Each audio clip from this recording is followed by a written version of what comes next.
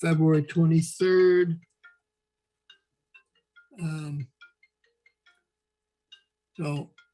This is a Conservation Commission meeting on Zoom, and we'll do a roll call to introduce the people coming in. So say hi when call your name. Dean? Aye. Bailey? Aye. We don't have Doug yet or Emilio. So Betsy, Aye, but I think Doug is here. is he here? Oh yeah, Yeah, Doug. can you hear me? Okay. Doug, say Here? aye. Aye. Aye, good. And Betsy, you did? Yes, aye. Aye. Al? Aye. Jack, aye. Okay.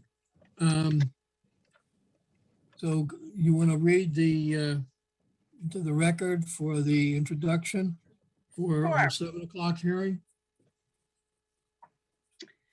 Town of Walpole Land Disturbance Permit Conservation Commission public hearing in accordance with the Walpole Stormwater and Erosion Control Bylaw and regulations. Notice is hereby given of the intent of Walsh Brothers Construction Company, Inc. to file a land disturbance permit application for the activity associated with the construction of 24 single-family dwellings, with driveways, utilities, and associated gradings within the Lincoln Estates subdivision off of Lincoln Road in Walpole. Plans are on file at the Conservation Commission office. Public hearing on the above matter will be held Walpole Town Hall or by Zoom on January 26th and now on February 23rd at 7 p.m. All interest parties are requested to be present. John Wiley, Chairman, Walpole Conservation Commission. Okay. Representing the applicant? Robert Truax, GLM Engineering Consultants, Mr. Chairman. Okay. You were going to get some information to us prior to our meeting. Landis, was that all submitted in a timely fashion? So we received revised plans dated February 8th, 2002, and a letter from GLM Engineering responding to the town engineer's comment. I do have a stormwater report dated 9/20/21. It was tucked into a file. In my report, I said I didn't have it, but I do have it. So I'll just correct that. So we did get the supplement plan, which addresses phasing. I believe that those were the items. Mr. Truax probably I can go through it, Landis, like real him quick. to go through. Each sheet is dated the 8th. So I don't know if there's changes on each plan or if you just dated the 8th for all the plans, but there. Yeah, You could explain that. sure. That'd be great. I'll go through that, sure. So just a matter of housekeeping. Whenever we make a revision on a set of plans, whether it affects 1 sheet, 4 sheets, or whatever, we put a revision date on the entire set. So so everybody's looking at the same set when they do construction and not looking at different sheets with different dates. But so the revisions that we provided a phasing plan. We also provided some updated erosion controls on the erosion control plan. We added some temporary sediment basins as requested by the town engineer and as well as your board. So we put in some additional temporary basins. We gave you a detail, just a blip of 1 single lot and what like the typical erosion controls and washout areas would be for that lot. Can I share my screen, Landis? Yep. Let me do that.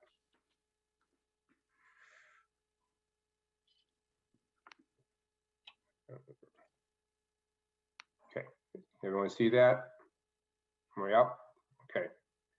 So this is the updated erosion control plan. Like I said, we added a few temporary basins. We have 1 out the front. We have a couple out the front. We have the stockpile area, staging area. Then we added some basins through the site, some temporary, one down here by Deerfield. And then we also, what we did was we provided you with just a replica of what 1 single lot would look like. That's being this right here. I just took one of the lots And so each lot, we get some erosion control along the street because that lot will be graded, down to the approximate grade, these final grades that you see.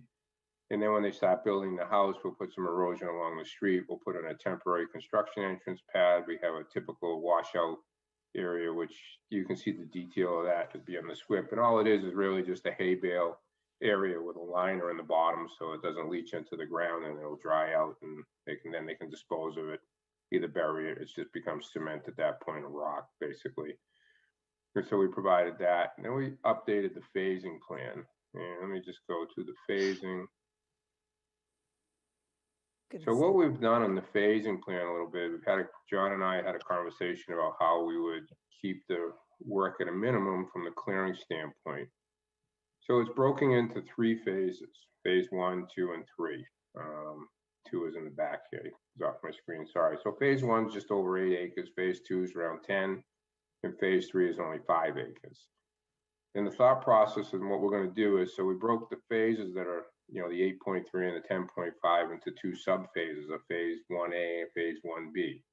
And the idea of that is that we want to be able to clear the trees in the entire phase 1. However, we would only stump and grub and prep and grade the area in phase 1A until such time that we get that to grade and temporary seeding in place. Then we would move into phase 1B, and we would take the stumping and the grubbing on that section and bring that down to grade. Once that's complete, we'd move to phase 2, where we clear all the trees in the entire 10 acres. But again, we would only grub and grade what's in phase 1A, but actually it's 2A, and then move on to phase 2B, and then phase 3 would be by itself. It's only 5 acres. That would be the last. And that would keep us from disturbing or having exposed soil of anything greater than 5 acres at any one time on the site. So, but the idea is to be able to cut a little more of the trees, but not stump it. And the reason being is to bring a tree cutter in to just cut 4 acres, it gets very costly per acre. And it brings the cost per acre down if you can cut 8 acres or 10 acres. I mean, ideally, you'd want them to cut the whole site because it would bring your cost down even further. But it's just a cost management thing that we're trying to control. And like I said, won't up the soil at second phase B. Scaling that a little. And we do spell that out on the left-hand side of the page, so you can see it says, clear the lots, stump and grub phase 1A, and so forth. So that's just all spelled right out on the plan. And that's really the extent of the revisions. We really didn't do much more than that.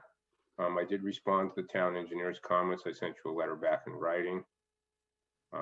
Some of his comments were just incorporated into what we just spoke about. He was looking for phasing. He was looking for some additional erosion, temporary basins, and he was asking for some off-site improvements. However, this plan does not propose any off-site improvements. There's not going to be any work off-site other than what we're showing on the plan.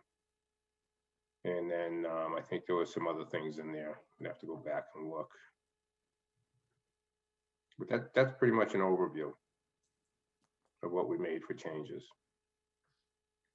Okay. Landis?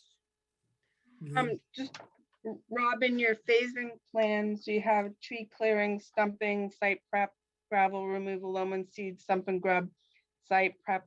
When do you build the houses?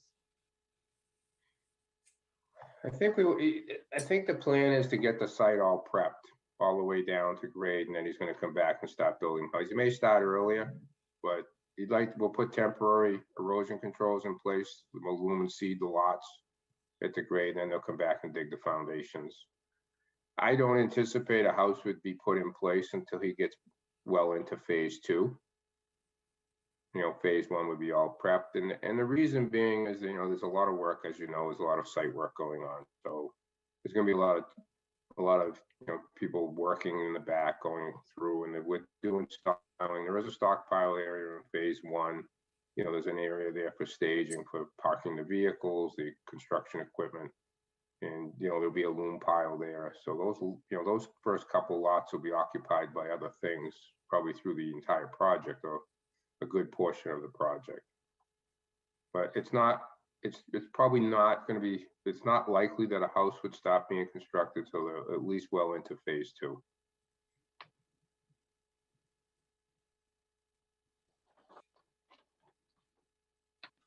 Okay.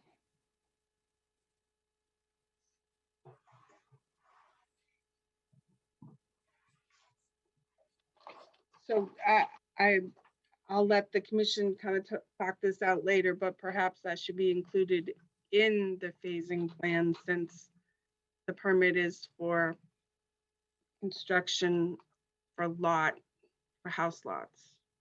So it would be beneficial to know when the houses were actually going to be constructed and not just for site prep for house lots.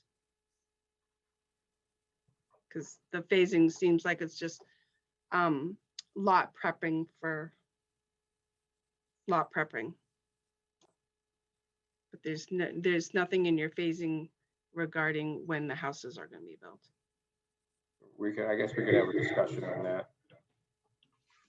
And I just bring that up because the way you're going about, grading and removing the gravel and clearing the site is based on lot construction for dwellings, houses. So Correct. I think that the phasing should include when that is going to begin.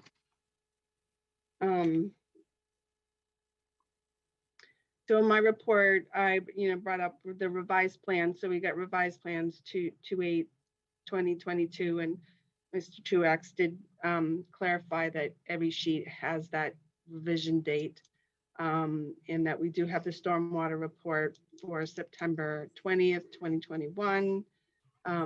You discussed briefly the town engineer's comments. You did submit a letter in regards to those comments that are up on the website. And so the plans that you submitted, all dating February 8th, 2022, are the plans that you would like this permit to be issued based on. Just want to clarify that to make sure. Yes. Then I just have some potential conditions if the commission decides to issue a permit. One of them I know the town engineer brought up, that in your letter you said that you'd like to discuss is the performance security. Well, we don't have to. Those are the only comments I have. I just said we moment. could. I didn't say I wanted to.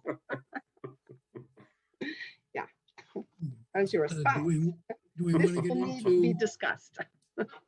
Landis, do we want to get into your conditions suggested at this point, or wait till we go through the commission? Whatever your pleasure is, Chairman.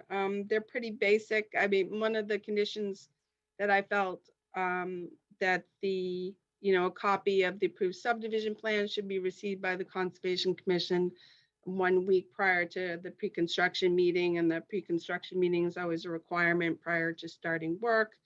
That the permit was for the lot construction only, and that the road construction is under a separate land disturbance permit.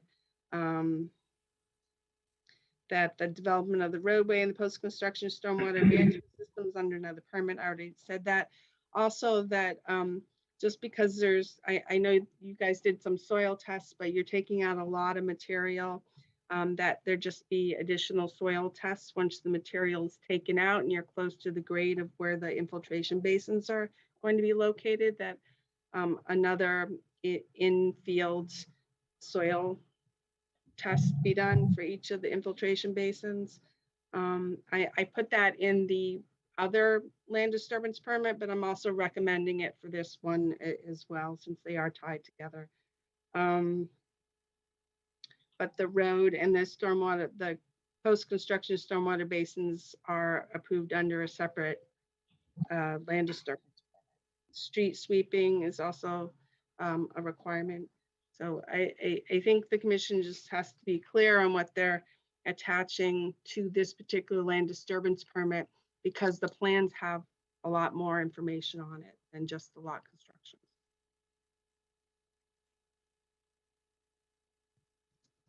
That's it. Okay, was there anything else?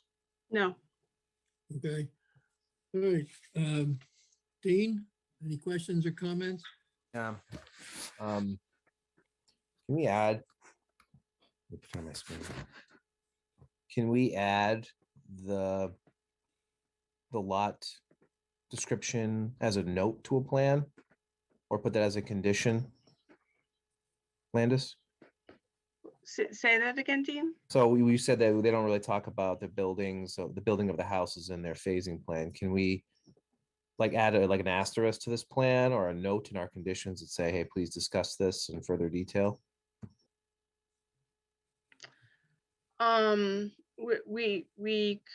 We could do that as a requirement, like before the pre-construction meeting, or it could be a requirement prior to issuing the permit that they, in addition to the other items in the phasing plan, that they include house lots.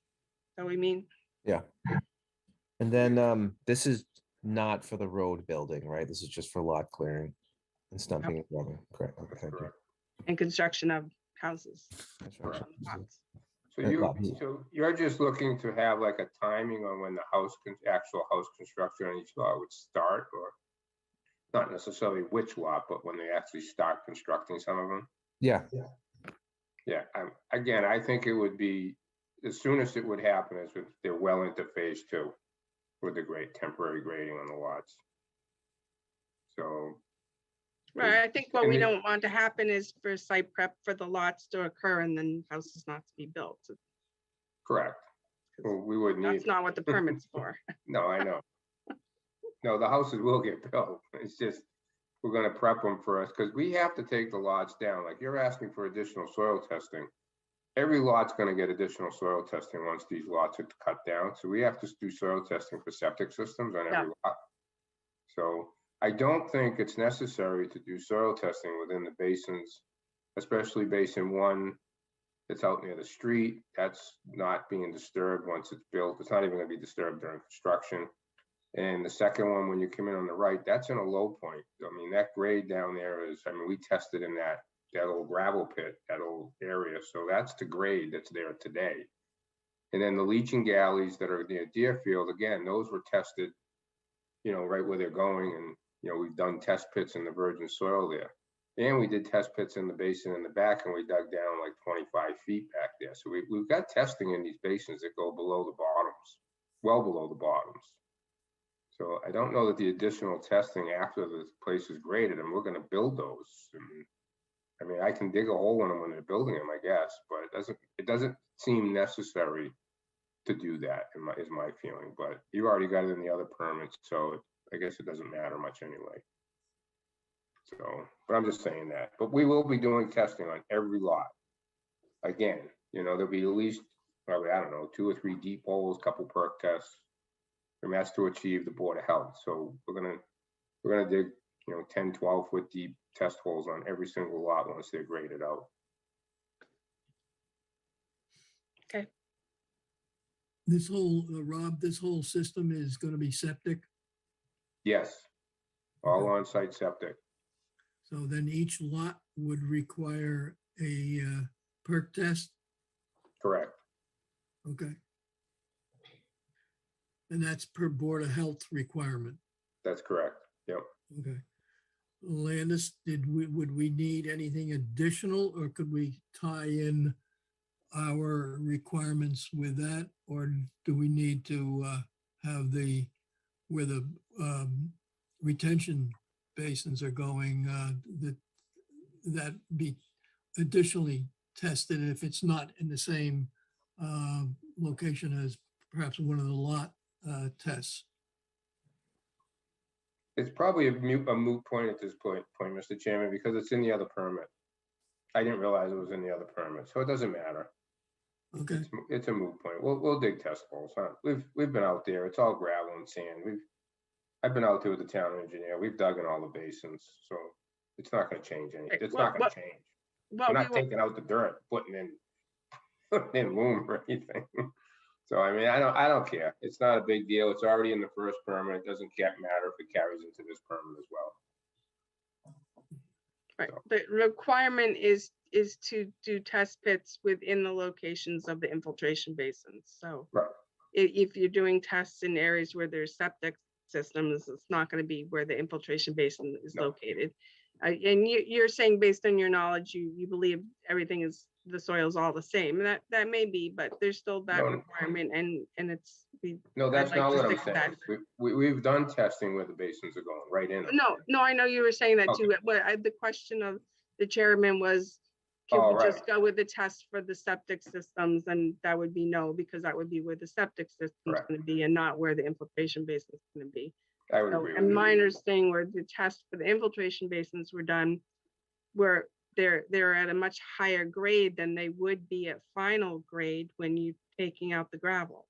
Yeah, and you're absolutely correct, Landis. And that's what I like to see, is the Yeah. tests being done at the approximate grade of the infiltration basins, Yep. not 20 That's fine. feet above or whatever, so. Okay. Dean, was there anything else? No more questions. Thank you. Okay, Bailey? No questions, thank you. Okay, Doug? No questions at this time. Thanks. Okay, Betsy? Oh.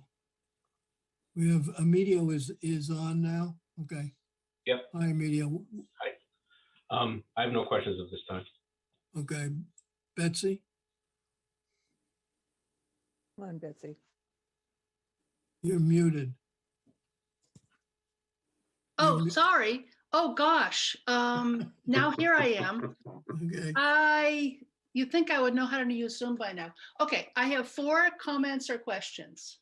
Okay, first of all, I just want to acknowledge what a strange situation it is with planning having denied the road layout because they thought you were digging too deep into the gravel. And so now we're asked to discuss just the house lots, not the road layout, which was denied. And that you're taking to court, that could take months because that's the way it is with court. So I just want to acknowledge that strange situation because we don't usually encounter that. And it seems counterintuitive to me to be grading down the lots and not the road, and not to be anticipating what could be the outcome of whatever the road grade is going to be. So that's sort of a long comment, Rob. I mean, I know at the last meeting you said, well, you're going to sort it all out. That's what your job is, and it's not our job to sort it out. I just want to acknowledge it's a really strange situation.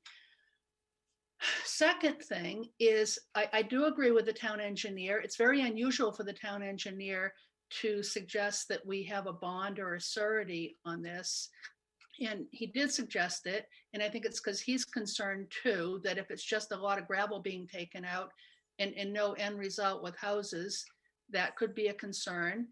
I know that planning wanted you to go to the ZBA, or actually the town attorney wanted you to go to ZBA to make sure that it's the right thing to do to be removing a lot of gravel in a residential zone. So all of these things are things that are concerning me. It's just a very weird hearing for me. So I want to ask, so now I come to a question, because all that was just me musing, I guess. Given that everything's kind of in limbo, like you're going to court over the planning denial of the road layout, I'm kind of assuming, is this correct, Rob, that if we were to say yes to the house lots tonight or some other night, you're not rushing in there to clear cut your first chunk of land and pull the gravel out, are you? No, you're correct. So we won't be doing any grading or tree cutting until we have a full set of permits from all the boards that we need. Okay. So you're correct. We're not gonna go in there and cut and clear cut and do any work. We don't have a subdivision approval At this point in time, we wouldn't go in there without an approval. There's no sense. We want to build houses, we want to build the road. And if you don't have a permit to build it, then we wouldn't build it. All right, I guess that's reassuring. Thank you, Rob. I think that's covered. Landis's note that a copy of the approved subdivision plan received by Conservation Commission at least 1 week prior to pre-construction. Oh, there you go. So Well, that's- no, there maybe you don't totally go though. I mean, there are ways to clear cut your land without, going through a subdivision, protocol. So I guess I was just, But that's what is stated Yeah, in Landis's comment number 1. Copy of the approved subdivision plan shall be received by the Conservation Commission at least 1 week prior to pre-construction meeting. yeah, but you can go in and cut down all the trees on your property as long as you're not messing with wetlands. I don't think so, but You that's can't take- another I don't- issue. I don't know what the bylaw is for tree removal, but you definitely can't grade it down and take all the material out without some type of permit. I don't think you can go clear cut a large area either. I think that was something that came up some years ago. But I'm not sure that's correct, but I thought that was under Yeah. some bylaw with the town that you can't just go and clear cut a huge area. You're probably right, Mr. Chairman. I just don't know what bylaw that is. Oh, okay. Betsy, was there anything else? No, not really. I'm proceeding cautiously. I've got lots of comments. I've got lots of thoughts. It's a strange case. And I just wanted to point it out because, if I'm just an ordinary citizen, not a member of Conservation Commission, go and sit at a town board meeting, I like to have things spelled out for me. It shouldn't be like a private conversation just between us. So if we've got people in the audience going, what are they up to now? I guess I want to try to spell it out a little bit, that it's not a typical hearing. This is not typical. I wish it were, because then I could, not worry about it. All right, that's it from me. Okay, Al? I notice on the plan, notes about having a water truck on site all the time until they're finished. And I'd like to see that in Landis' list. She has a list of 8 things. I'd like to see that reinforced there because to me, that's one of the hazards that could develop on a site like this. If we have a windstorm and the place is bare, I want to make sure that water truck is doing its job. So I'd like to see that added to her list. Everything else seems to be well thought of. And I think it's about time we had performance bonds on some of these large projects. So that's my comments at this time. Okay. I have a couple questions. First, and we may have done it on the other filing, did we designate specific lots that will require a filing as an individual lot under the Wetlands Protection Act and town bylaw? There aren't any. There's no lots that are going to require filing. There's no work in the 200-foot, 100-foot buffers. Okay. Is that? Yeah, we pulled everything back to the 200-foot riparian, and that's really the furthest point from the wetlands. The 100-foot buffer doesn't go beyond the 200-foot riparian. Okay, I thought there were a couple of lots. So that- Jack, we could list if activity occurs on these lots that are within the riparian area, a filing will be required. Yep, I would agree. Okay, so you'll make a note, Landis, of which lots that would apply to? Yes. Okay. I have a question.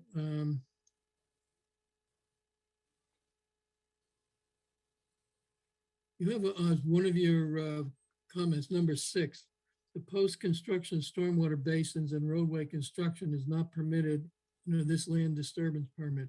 Is that under the roadway permit?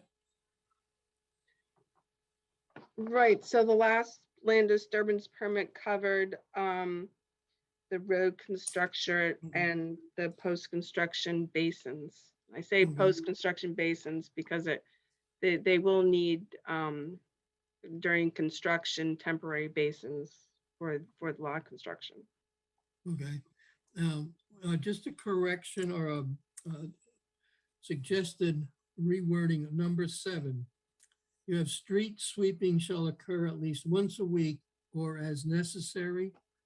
I would suggest that we change that wording to street sweeping shall occur at least once a week or sooner if necessary.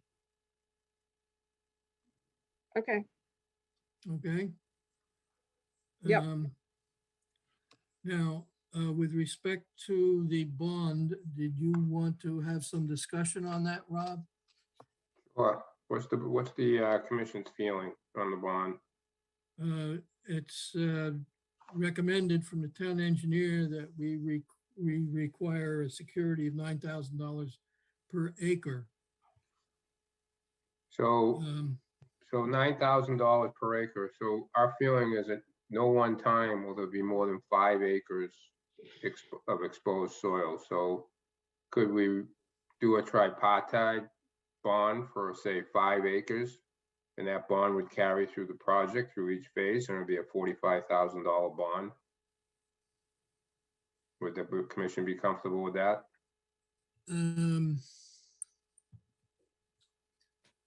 I would, at this point, want to review that with the town engineer. Landis, what do you think? since this is new territory for me, it's hard for me to give good counsel. So I maybe understand, and other people do the tripartite bond, which would mean there would be 3 different bonds essentially for each of the phases. Is that what you're talking about? Can you explain that a little more? Rob? It would be one bond. I don't understand tripartite. I think it's between the bank, the town, and the developer. So it's a 3-person bond.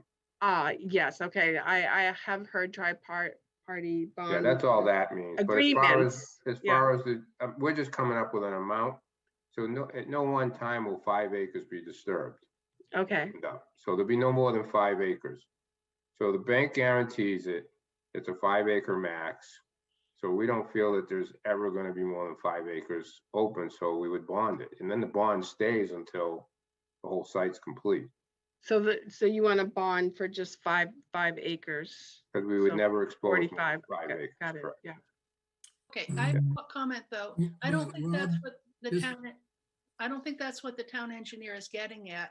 I think he's getting at the completion of the project all the way to houses.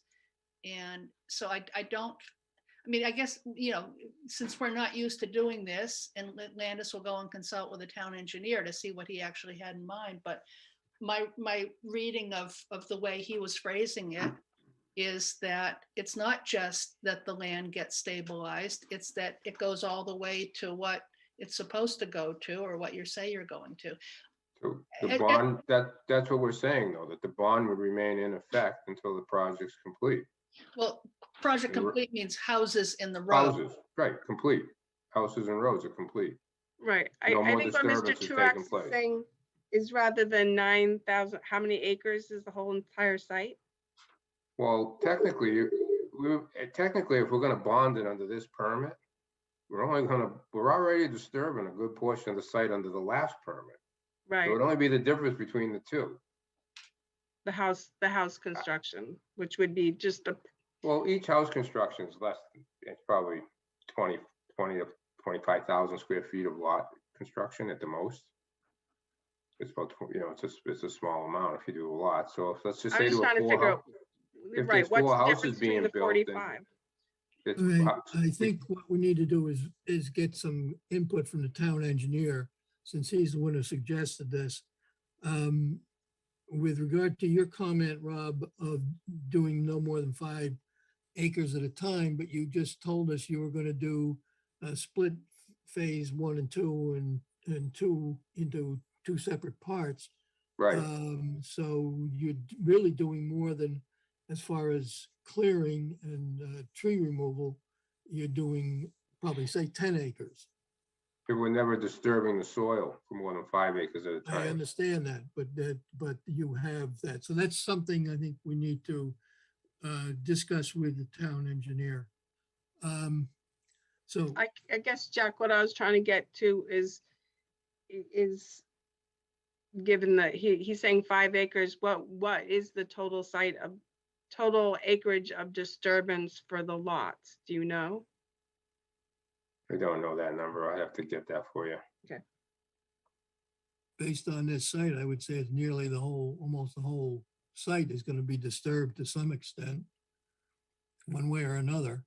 But I think what Rob was saying, that this permit doesn't include the road construction and the basin, Right. so we can't hold a bond on another permit. Okay. Okay. All right, anybody else have any comments on this? Dean? With respect to the bond? Dean? No comments. Bailey? No comment. Doug? No comment. Emilio? No comment. Betsy? So, yeah, so we're going back to the engineer to get some clarification about what he had in mind. And then, so probably continuing this until we get that figured out, right? That would be my suggestion. Any other comment? Betsy? Oh, no, that's it, thanks. Okay, Al, any comment? Well, my comment is, I've always wanted to have a bond on large projects. And in Norwood, when I was agent there for more than 20 years, I held the bond until the entire project was complete. Houses and roads and drainage systems and basins and everything else. And when the town was ready to accept the street, when it was all done, then I would release the bond. So that's different than what the town engineer and Rob are discussing.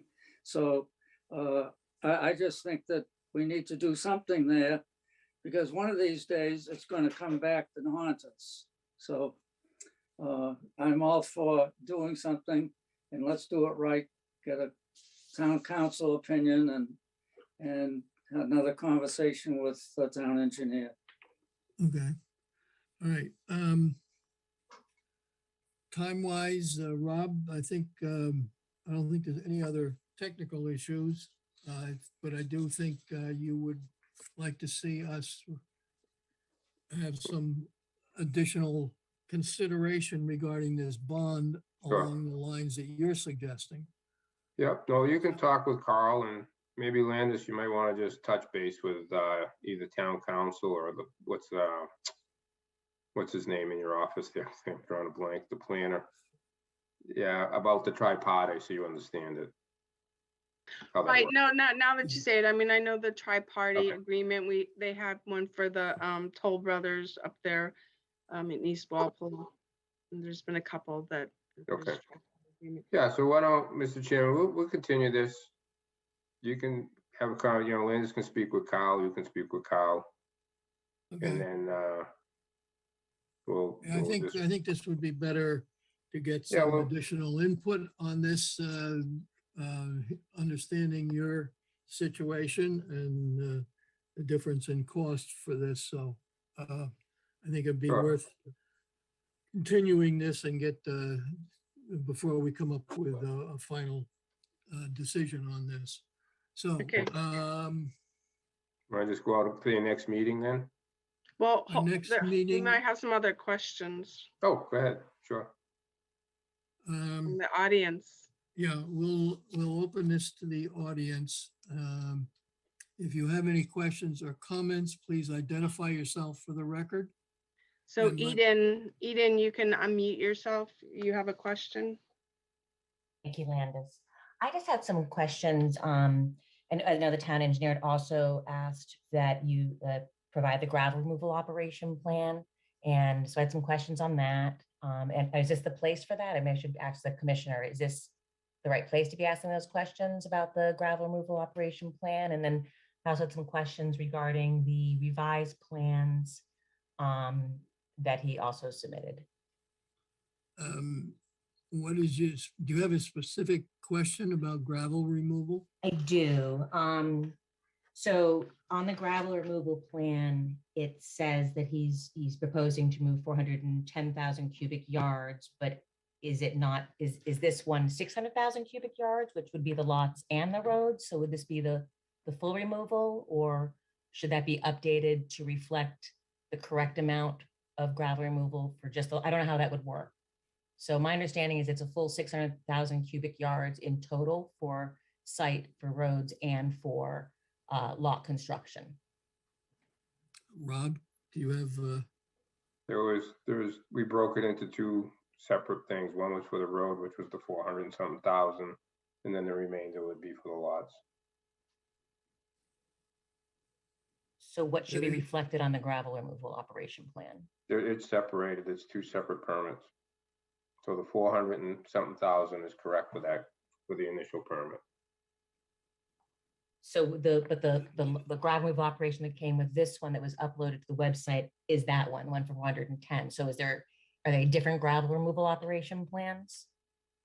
Not really. Before we go further on this, is this with regard to the planning board issue, or I don't recall this being a conservation commission issue?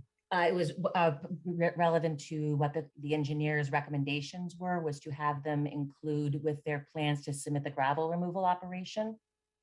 But isn't this with respect to planning board? No, this was his recommendations to the Conservation Commission. And that my understanding is he did do that, and that was what was uploaded on the website. Okay. The Conservation Commission website was where the gravel removal operation plans, and correct me if I'm wrong, that was my understanding that I saw there. I'm sorry, I'm looking for his letter. So that was from his letter dated January 26, 2022, that he referred to the gravel operation. Right, he pointed out also that the plans were didn't really separate out the road construction and the lot construction. Everything was lumped together. Same thing with the stormwater report, even though they're separate permits, and that the gravel removal permit should be also provided. So I understand that because of how this is falling out, it's hard to parcel out those items into two different permits. Is that correct, Rob?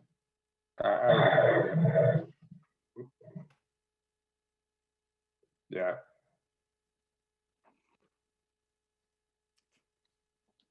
Yeah. Is this still a question?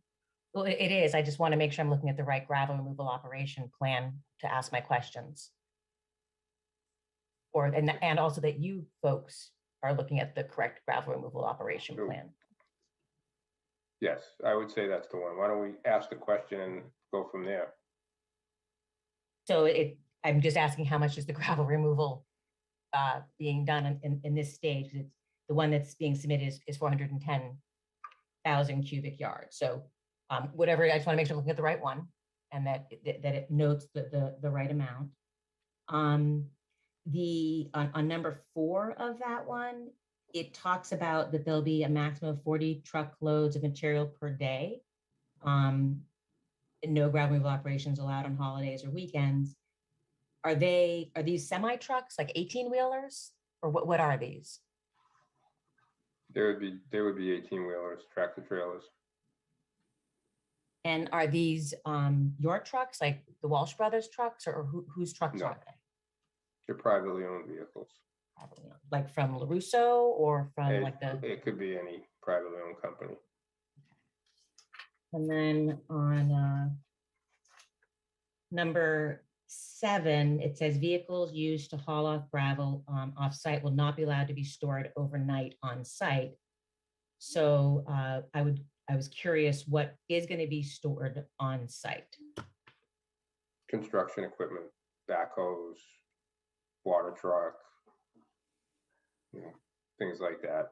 Sweeper maybe, but we're not gonna park tractor trailers on site. Like, we're not gonna have stacked up tractor trailers for moving gravel parked on site. Yeah. Are there going to be screeners on site? There'll be a screener for loom. And is there going to be a mineral sizer on site?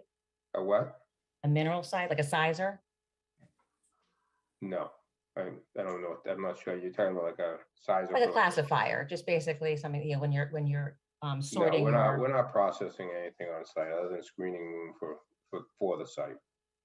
Would that be something that the Conservation Commission No. is open to having included in the gravel removal plans, just making sure that we The have an gravel understanding? removal plan is not, I don't think it's the conservation's purview. I mean, they're here for erosion. This is an erosion control bylaw permit. Isn't gravel removal create incredible amount of erosion? So Maybe I'm so misunderstanding the the process of truck, the gravel number of removal. trucks and what's going off the site and how it's getting there. We're concerned with protecting the site from erosion. But who's driving the truck, I don't think that's pertinent to this commission. Whether it's a private truck or a LaRusso truck. And that's kind of the questions you're asking. The gravel removal plan was given to them. That was more of a planning board. I moved on from that, Rob. document. I'm sorry. I wasn't asking about whose truck. I was just asking about that if, as far as what's going to be left on site. I don't care who owns it. I'm just saying whatever is going to be on site, that everyone has an understanding of what is going to be done on the site. I mean, for example, there's going to be equipment refueling. So I would think then there's some concerns around that. It says that I'm assuming that's going to be left on site, you know, refueling truck. There's no fueling trucks left on site. So I guess what I was just asking is that reasonable to just include that in the gravel removal operation plan, what will be on site and what won't be? That's all. Any other questions? So, yes. Are there any concerns around the stockpile heights or anything like that when it comes to erosion control? You know, knowing that there's going to be multiple stockpile sites, I think, or at least one of them. Are there any limitations on that should be considered? And again, I don't know. I'm just asking that question. If I could share that the considerations would be enclosing the stockpiles with erosion control and providing temporary stabilization if they're going to be left for a period of time where they could cause wind blown problems or start to erode from piles towards off-site or wetlands. There's provisions to handle large piles, stockpiles. Great. Yeah, I just think it's good that's being addressed. Thank you very much. And then it also does mention the wash station that will be there in number 10.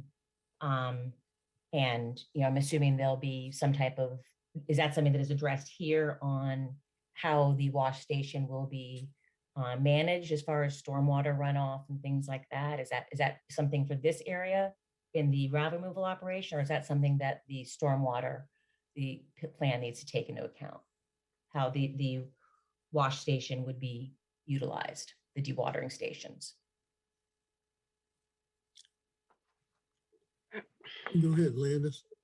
I'm not sure what wash stations you're referring to. Number 10 on the mitigation plan on the gravel removal operation, that says that they'll have a wash station available. And I'm just thinking of stormwater controls, et cetera, that I thought that there was a lot that need to be maybe mistaken on that around, dewatering and things like that. So Rob, is that for the trucks exiting the site to make sure they're not carrying sediments onto the roadway? I don't have that document in front of me on my file here. Are you familiar with wash stations? I am. I'm just trying to figure out what the language says in the actual document. I don't have it in front of me. Do you have it there, Landis, the document? Yeah. So I know that sometimes there's wash stations to get the mud and soil Yeah. off of vehicles if needed prior to exiting onto the public way. I think we do cover that sediments stay on site with the construction entrance, and if that's not working, then other methods should be put in place. Sometimes it's washing the tires, sometimes it's a different kind of structure, so to take more of the mud and stuff off tires, but this site probably won't have that issue. Right. But- Well, the idea is the erosion at the entrance was, we're gonna pave a certain amount. We're gonna pave the first 150 feet of road into the site, and then we're gonna do the trap rock for another 75. And generally that, once they get to the trap rock, they generally will get out and walk and sweep the truck off, like, the tailgate, etc. They don't generally wash them down on the site. We're not gonna spray them down per se. You don't usually see that. We're not washing, we're not doing that. That's why I'm trying to figure out where it says that. It's what it It's number actually 10. states. Number I'm 10. sharing my screen. I believe I have the document up. Number 10. Oh, there it is. Thanks, Thank Bailey. you. So applicants shall have a wash station available at station 150 for exiting trucks. So the road's paved to 150, so that would be in the area of the trap rock, would be the next 75 feet of trap rock on the site. So if anything was washed off, I guess that's the area you'd wash it off. So we could condition if a wash station is necessary, that the water be contained. Correct. It's as a precaution. I don't see us doing truck washing on a regular basis by any means. Like I said, the trucks will pull into that area. The drivers will get out, they'll dust them off, make sure there's no loose dirt on the tailgates, etc., and then they leave. We're not looking generally to have a spray down like you'd see at Tresco when they wash the trucks completely. So I think that might be just as a precaution. Okay, but I have a comment on this, especially since we've zeroed in on number 10, and for a few minutes, nobody remembered that it was there except for Eden. So the town council did tell planning board that a big gravel operation should go to ZBA. Are there any because that's one of their purviews, are there any plans to take this to ZBA, which is what town council recommended? I don't think that's what town council recommended, but at this point in time, we're just proceeding with the permits at hand.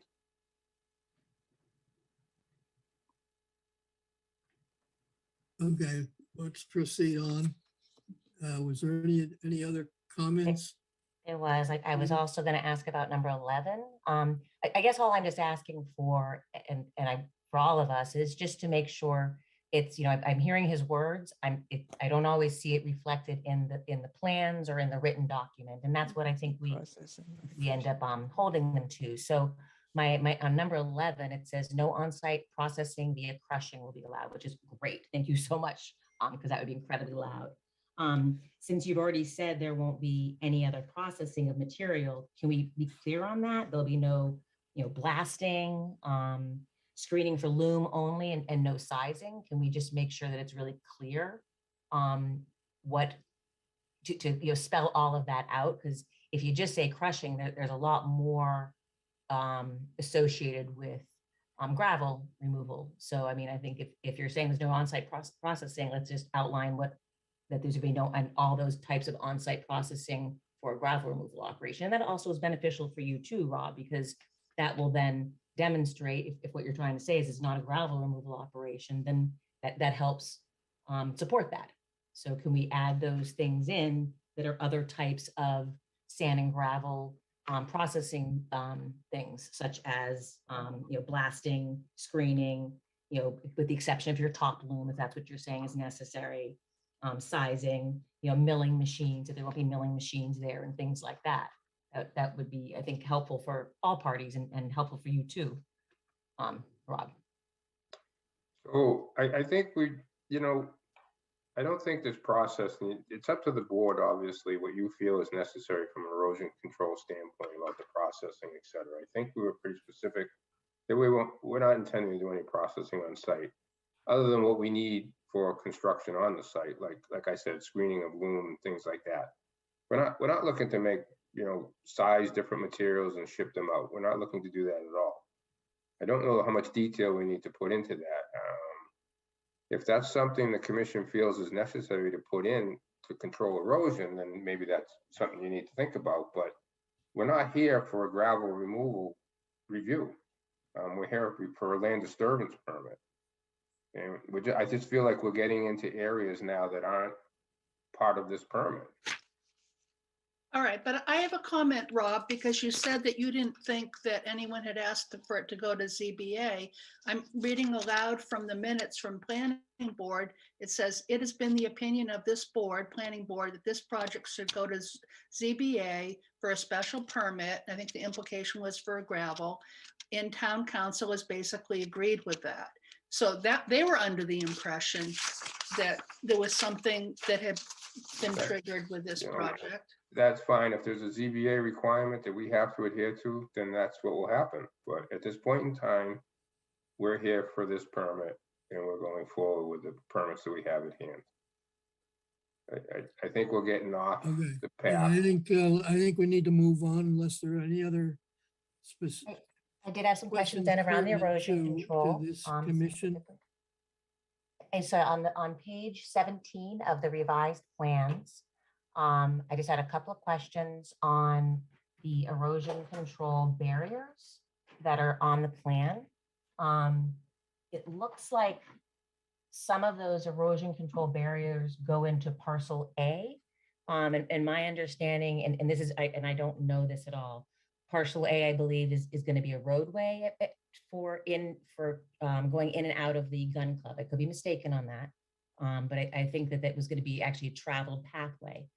So my question more is, can logistically those erosion control barriers be in a roadway if that is in fact a roadway?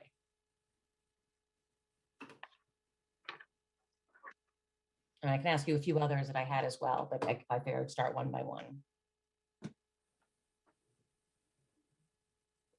Landis, you're able to answer that? So on page 17, which I don't have a full set in front of me either, there are erosion controls that go in the roadway. Is that what you're asking, Eden? Yes. Or maybe I may be reading it incorrectly, which is quite possible. I'm learning quickly, but I very well may be not reading it correctly. So I'd have to pull the plan, but I would guess I would first just state with experience that erosion controls are drawn on plans, and excuse me, they're usually staked out in the field. I usually go out into the field and look where they're going to go. They get put in and then I inspect them.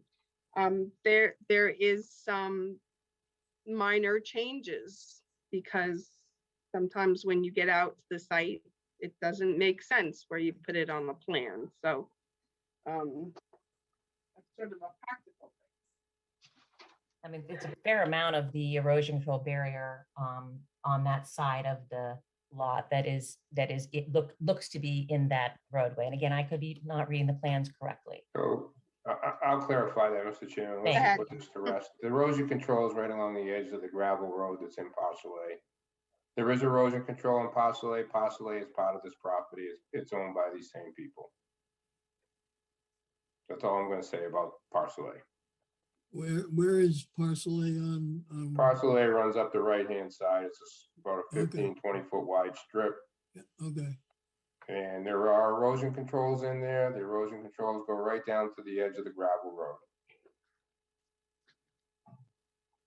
Okay, where they should be, because there's a wetlands Correct. on the other side of the gravel road.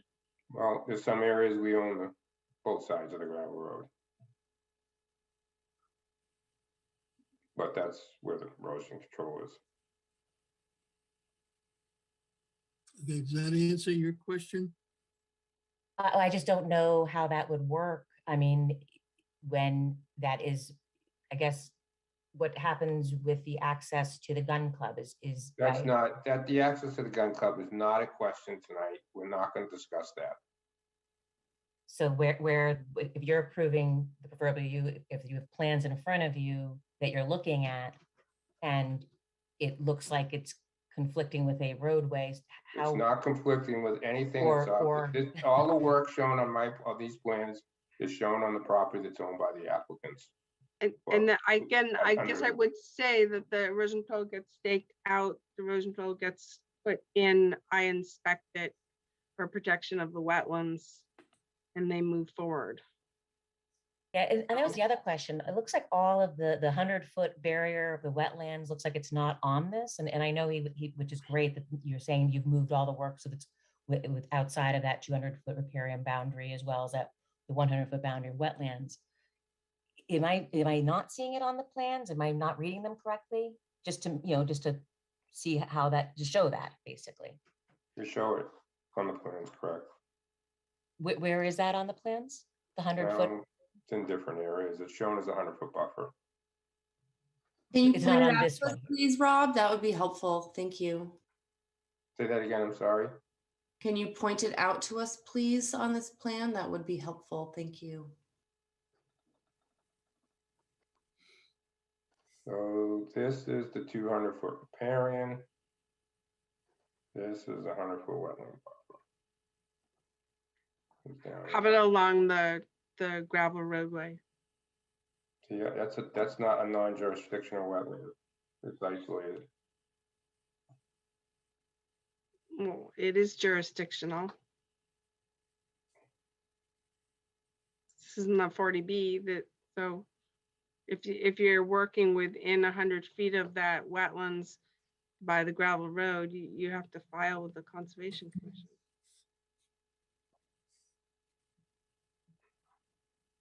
That's true. And I have another comment about the gravel road. I mean, I get your point about you own it and you want to own everything around it.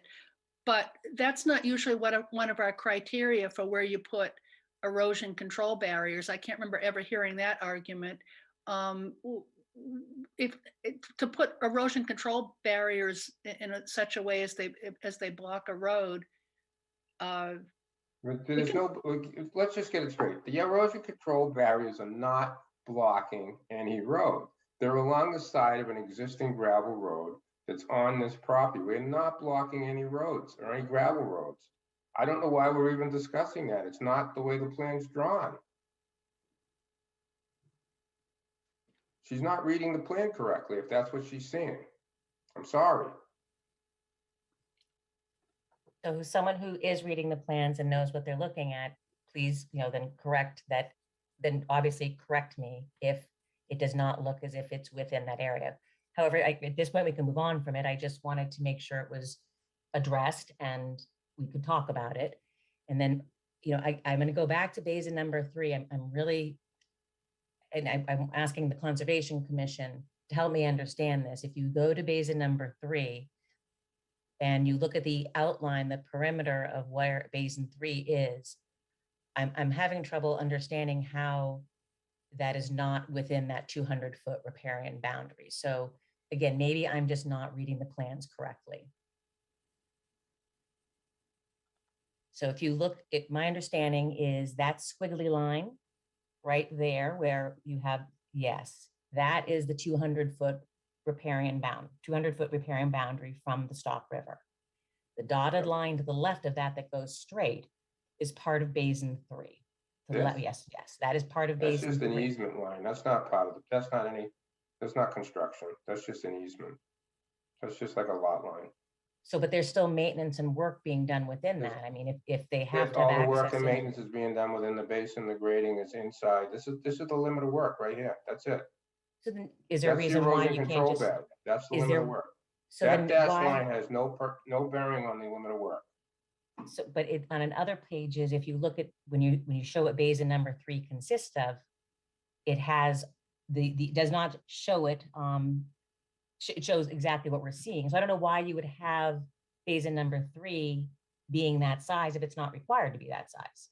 It's not part of the, it's just an easement. That's all it is. It's just a limit of an easement. It's not part of the construction. But is that part of the, I'm not building on this line down here, and this is the property line. It's no different. This is an easement line. These are lines. That's not a construction line. It's just an easement line. so that's not part of the drainage basin number 3? It's not It's part of the not part of construction the of the basin. proposed, it's not part of the proposed activity, Eden. So they can't go past the limit of work line, period. The easement line is just a line drawn on paper.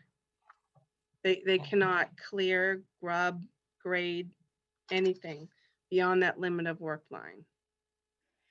So then my next question, thank you for that. That makes a little bit more sense then, because I was really having, I felt like it was like a look up moment there. It's like, I see it. How is it not? Okay. Yep. So thank you. And then there are in the other plans prior to these plans, and I see that you drew in on an example of one proposed dwelling, and what it would look like for erosion barrier, for erosion purposes, et cetera. If you're looking at lots though, would the Conservation Commission be considering all the lots? So for example, if you look at the other plans, you can see proposed septic systems that are within that 100-foot and or 200-foot boundary of the wetlands and or of the riparian boundary. Is that of consideration for the Conservation Commission, or is that not something that you'd be looking at right now, perhaps? I would say under this permit, their proposed activity goes to the limit of work. So it does not go into the riparian area. So, and you know that because I'm looking at the If 200. it does, they will have to file. If they do without filing, the work will get stopped and they will get fined. Okay. So I would like a little more information on those lots down 14, down by basin. Lot 4 and 3, the ones that are all that activities outside the 100-foot buffer zone, Rob? From the isolated wetland? Yeah, it's still, yes, yeah. I'm gonna have to double check that, Landis. I have a feeling it's not by looking Okay. at it. So in the decision, it would include that any activity within the jurisdiction of the Conservation Commission, either bylaw or Wetlands Protection Act, you'd have to file separately. Correct. You can put that in there. I'll have to look at that. Because the isolated wetlands under the bylaw would be jurisdictional. It would just be very helpful if on these plans where he's showing erosion control barriers and work being done, that he does include the 100-foot and 200-foot boundaries throughout. Because I know on the lots on Lincoln Road, there's also some isolated wetlands there, as well as the lots. So yes, on that lot right there next to McManus's. And then in addition, where those boundaries are, and including the drainage basins, that drainage basin, I'm not sure what lot numbers they are, right above the temporary storage area next to parcel A. So I mean, it just would be really helpful if That those were area out included. by Lincoln Road is not an isolated wetland. It was determined not to be a wetland. It's under on the the- map as it is one. I mean, but I'll We defer filed that an to. ANRAD with the Conservation Commission. Landis, you looked at that with Joyce. It was not a wetland, is my understanding. There is a wetland further down on the other side of those two driveways.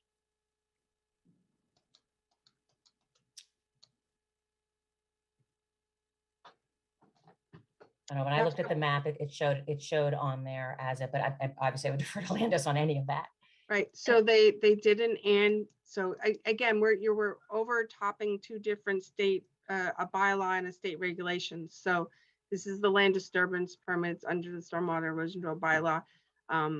So the plans should show the wetlands and should show the riverfront area in the buffer zone, at least on one of your sheets, so that is clear. And if any of the work is within the jurisdiction of the Conservation Commission under the Wetlands Protection Act or the local bylaw, you have to file under those provisions.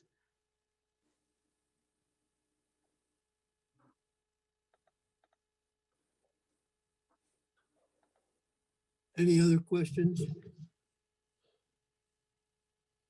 This is not the place for the SWPPP plan, is that correct? That's another place?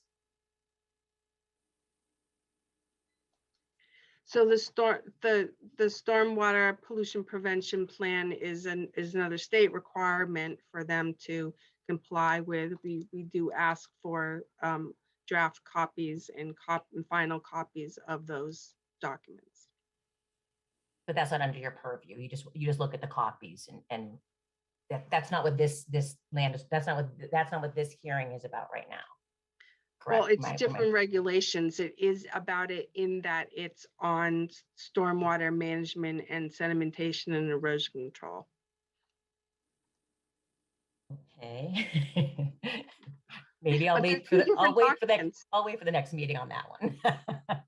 Well, there won't be one because it's a state regulation. It's a Oh, state okay. regulation. Okay, so that's something he has to file separately with them. It's out of your purview. Actually, And- federal. Okay, so that's that construction general permit thing that you'd have to be getting. Right, Okay, right. all right, awesome. And Which that's a where they lot talk of about, what is in that document, we cover at the local level through this permit. okay, so the That 5 acre document is disturbance more limit. vague. That document is generally more vague.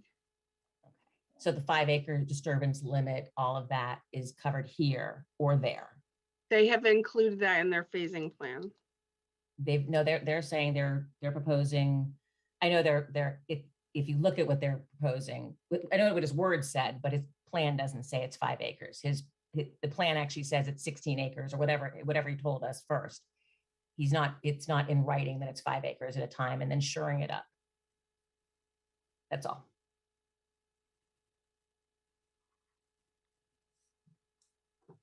Any more questions?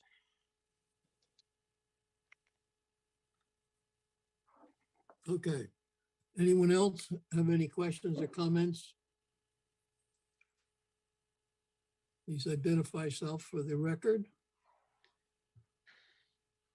Landis, are you picking up anyone else who wants to comment? I don't see anyone in chat. Excuse me, you can either let us know in chat you want to say something or just unmute yourself.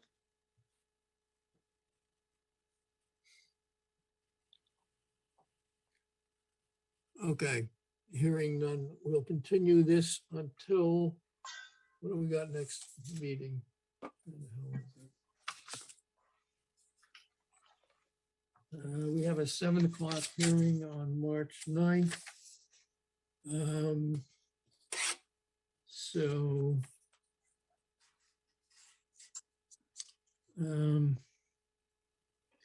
on that hearing, Landis, are you going to be able to get out in the field before then? I don't know, Jack, because we're still waiting for them to turn in the peer review check. So the peer reviewer can't start until we get a check, Yeah. and they have they have to go through a whole board process. So I don't know when that's going to happen. On that March 9th hearing at 7, without our peer review, is that going to amount to much of a hearing till we get our peer review info?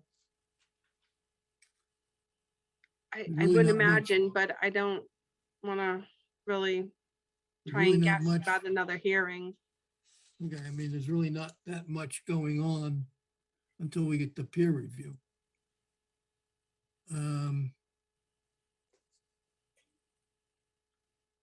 Right, what I'm looking at is, we make it at 7:15. Yeah, that's a good idea, Jack. Rob, if you understand that, Yeah. if that does come through, that probably will be a longer hearing, but Yeah. if not, it should be relatively short. If we could, basically, I would think not do much more than continue based upon getting our peer review done. Yeah, I would go ahead and do that. Mr. Chairman, put it on for Okay. 7:15. We'll take that chance. It sounds like if they haven't even started their peer review, he might, and I don't want, and then you guys won't have anything going on for an hour. No, well, that's just it. So, Yeah, so go ahead, put us I on for would suggest 7:15, we- and if we have to wait a little longer, so be it.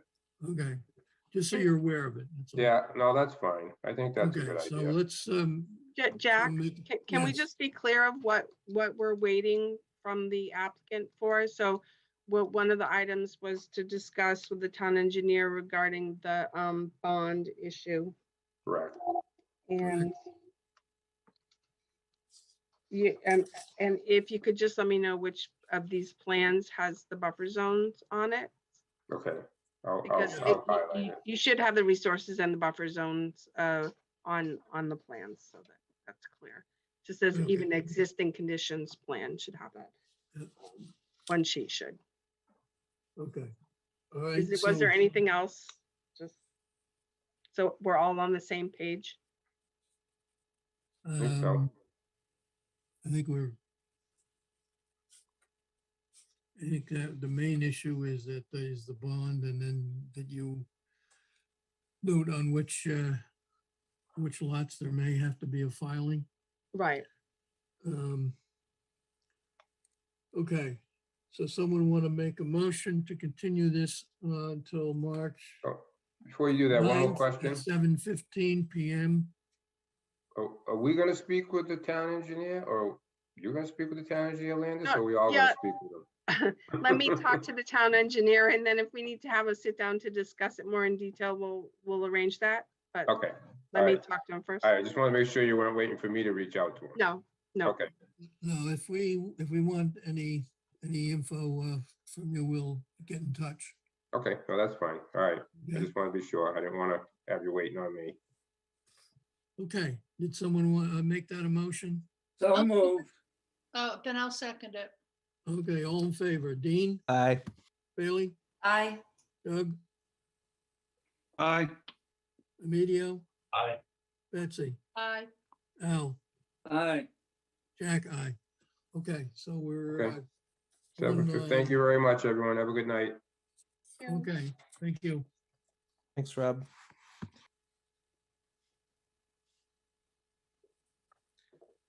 All right.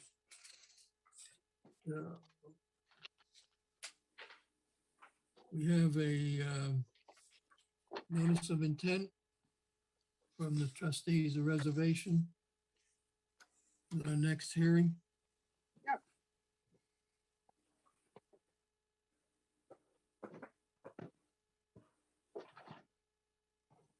Hi, Josh here, project manager for the trustees of reservations. Josh, We have to Nelson. read something into the record first. sorry. Josh. Town of Walpole notice of intent, Conservation Commission public hearing in accordance with the Walpole Wetlands Protection Act and Walpole Wetlands Protection Bylaw. Notice is hereby given of the intent of the trustees of reservations, 75 Walcott Street, to rebuild the Willow Pond spillway and wing walls within Francis William Bird Park in Walpole. Plans are on file for the notice of intent with the Conservation Commission. The public hearing on the above matter will be held virtually accessible Zoom on February 23rd, 2022, beginning at 7 p.m. All interested parties are requested to be present. Don Wiley, Chairman, Walpole Conservation Commission.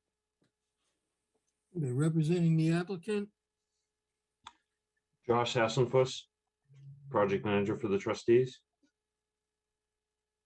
Okay, you want to proceed what you want to do here? Yeah, you want me to share screen, Landis? Yes, please do. If you could. Okay.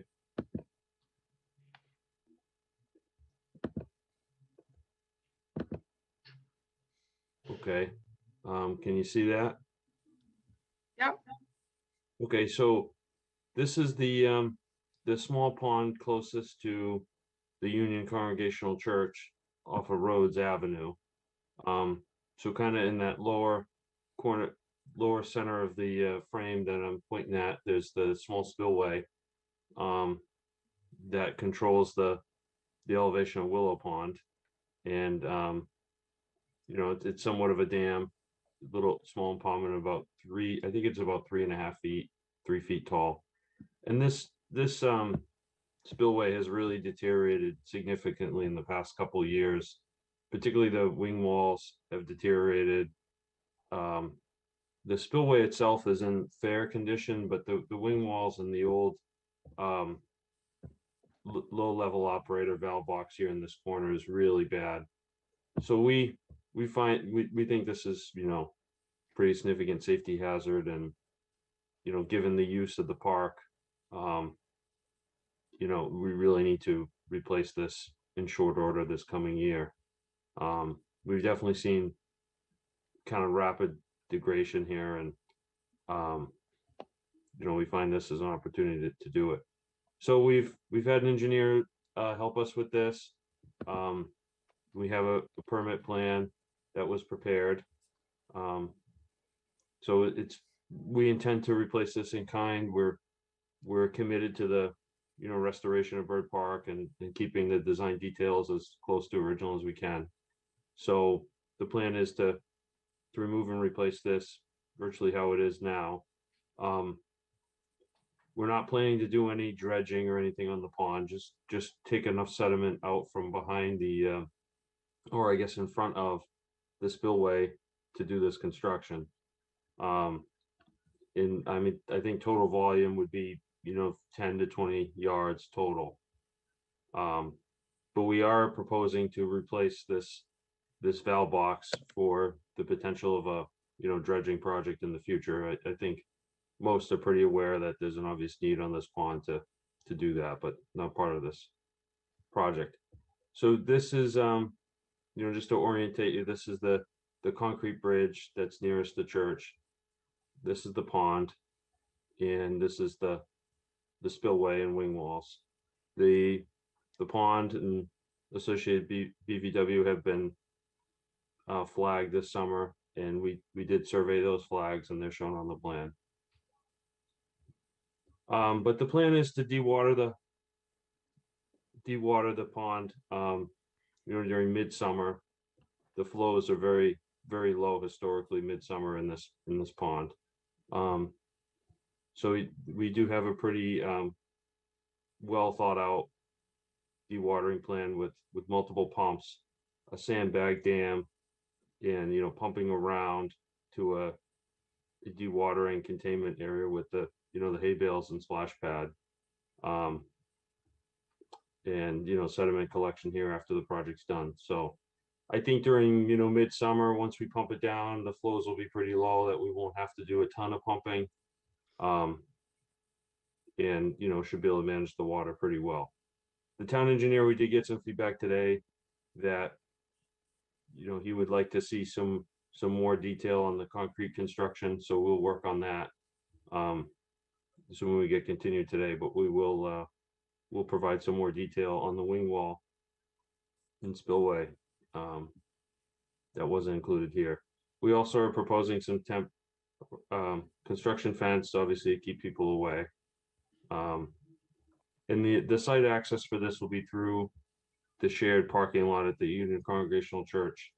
And there's some good access through the trees into this area, and I don't anticipate any stockpiling. There might be a little bit, but the idea is to whatever we kind of whatever we take out, we'll put in the trucks and bring it to the either off-site or to our maintenance area that's in an upland area. So I don't know if there's some questions, but I think I kind of high level covered most of it. Okay, Landis?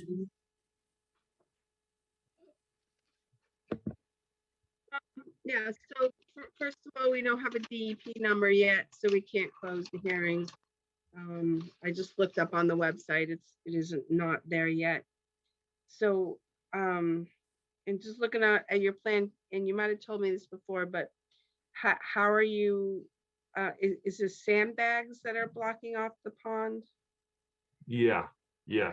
So we would pump it down, get it down fairly low, then put in the sandbags and try to manage. Well, we will manage the water pretty easily, I think, that way. Okay. And do you anticipate having to handle or relocate any wildlife, turtles, fish? or- That's a good question. There are a lot of turtles here. There are a lot of turtles.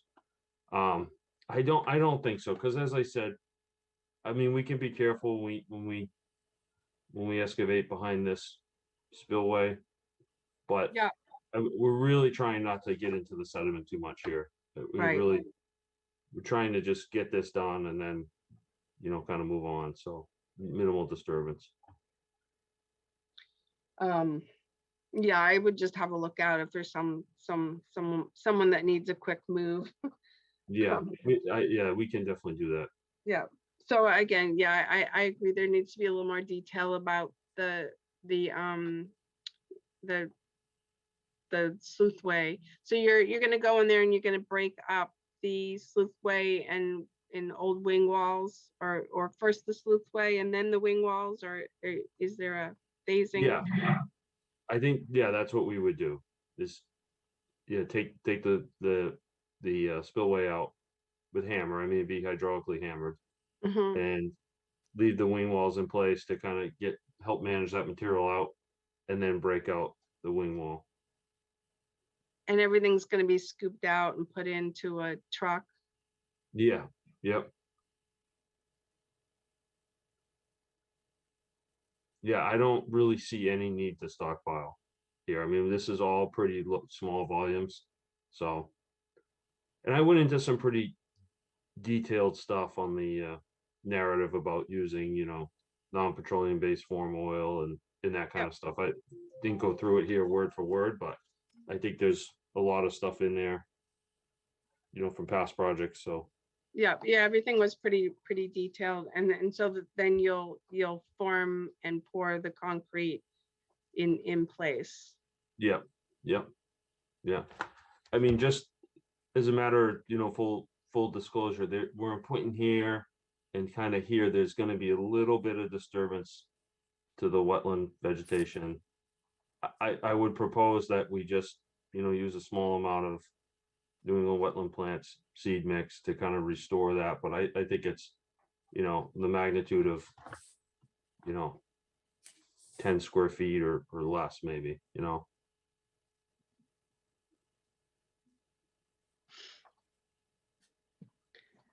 Okay, that's the only questions I have right now. I just need to see a little more detail on the structures, and we need a DP number as well. I'll let the other commissioners ask questions. Okay. Dean? Hi. Hey, how you doing? So can you kind of go over, I got some questions. Can you go over the dewatering kind of sequencing? So it looks like you have 3 pumps in the pond. So you're going to, when are you going to put the sandbags in, and how's that work?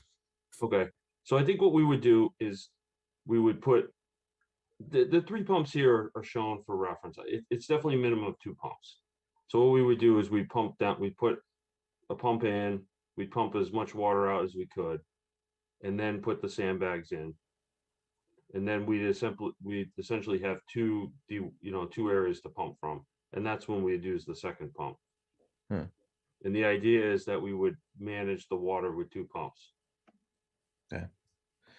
I mean, honestly, we're usually hoping midsummer on this water body, we're hoping for flow. I mean, it's really low flow midsummer. So I don't think, if there's some kind of flashy storm, obviously that will cause some water, but I think, we can manage it pretty well. So the sandbags are there to help mitigate the water in case there is some sort of flow into your work zone. Well, that too, and then, that way we can kind of get some buildup on this side of the sandbags, so we're not continuously pumping. And then this, we will get some water through the sandbag, and that pump can run more intermittently, Yeah. Now, all that water is going to be pumped into a filter bag. Now, it may be filled with sediment. I don't know how much you're going to pump. You're not making a sump in these pumps, so you're going to get some sediment in. What's the plan to remove those bags? Like, is there a threshold for how full they get? Because when those things get full, they're very challenging to move, and they usually blow up. So, yeah, I mean, having that experience, I think there'll be an obvious need to to get a new bag. And I think there'll be enough equipment here where we can move a bag out, set up a new bag, let that bag, dewater enough so that it's movable into a truck, Okay. Now, is that thing, so the hay bale setup, is it like solid hay bales and the bags resting on top of the hay bales? No, so I think there's a better More like a detail basin? here. I'm sorry Nope, that I scroll didn't down. show you that detail, but I saw the detail. It wasn't super clear for me. okay. Yeah, so what we would do is surround the dirt bag with the hay bales. Okay. We could also include some silt fence here for added protection. Yeah, that'd be cool. And but the bag is essentially sitting on the ground. Yeah, yeah. And then we do have a splash pad, down gradient of this, where I am here, riprap, 4 to 6 size stone, just to kind of slow down that velocity of that flow. Okay, and we're sure that all that water is going to go into the splash pad. I think the majority of it will, yeah. Okay, and then it'll just go into whatever the sluice way there. Okay, that's fine. Yeah. Another question. So when we remove the sediment, is this going to go into dumpsters or just live load right into a truck? No, so what I put in the narrative was to go into a line roll off. Okay, great. And then what about the concrete? You're not going to stage that on site? It's going to be the same thing? No, we'll swing that right into a triaxle. Okay, and how are you going to mitigate, let's say, so there's no flow, so there's no risk of sediment traveling downstream or anything because it should be dry essentially, right? Yeah. I mean, that's the intent, Yeah, I know. Okay. No more I mean, questions. this sluiceway here, between the spillway and the dam, I mean, it's a well-defined channel and very flat bottom. I think once it's dry, there won't be, it's not like it's a channeled stream bank or something where there's a lot of undulation or anything. I think this will be pretty easy to clean up, Yeah, just worried about sediment making it once we remove the sandbag. And what's the sequencing for removing the sandbags? You're just gonna remove the sandbags and any of the sediment that builds up behind it. We're just gonna let it flow downstream. Well, there's a dam, there's a dam. There's a here, dam. but Okay, yeah, good call. yeah. I Okay. mean, these sandbags are gonna. I feel bad. I hope it's not me, whoever has to put these in. I mean, this pond is a strong word. I mean, there's so much sediment in here. We're gonna be laying these in. Honestly, it's gonna be a challenge to recover the sandbags. Is what I'm saying. Oh, it's gonna be muck. Yeah, it's gonna be muck. This is a very, very shallow water body at this point. This whole water system is very influenced by the town stormwater systems. There's multiple outfalls throughout the park. So I mean, the sediment load throughout the park in these water systems is just incredible as it is, Okay, no more questions. Thank you. Sure. Okay. Bailey? No questions at this time. Thank you. Okay. Doug? I guess this a little bit of a continuation of the Dean's questions. I've been told that further downstream of this, where the water flows under Walcott Street, that during rainstorms, the culvert there can't handle the flow, and it tends to flood the fields around that. That's what I've been told. Yep, that's very true. Yep. And I know your plans are to do this in the dry months of the summer, but what happens if there should be a big, hurricane type rainstorm in the middle of the project? I think at that point, the only option would be to, manage this with emergency pumping, and we would have nighttime rounds or something. I mean, there's always that what if scenario, and there's probably no perfect scenario, but I think we would have to go into some kind of emergency plan if we did get into a hurricane type situation, Important to know that this dam is not a regulated DCR dam. You know what I mean? We're trying not to call this a dam because it's really not, as far as DCR standards. So it's not classified as a dam.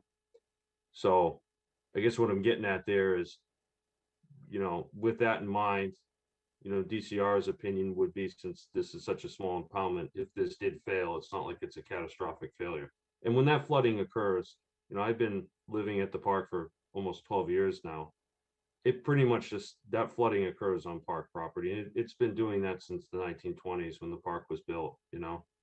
So I know that there has been instances in the 80s before they did that culvert replacement in conjunction with Meadow Ridge where it did overtop Walcott, but I think that's, you know, was one of those 100-year, 200-year storm kind of events.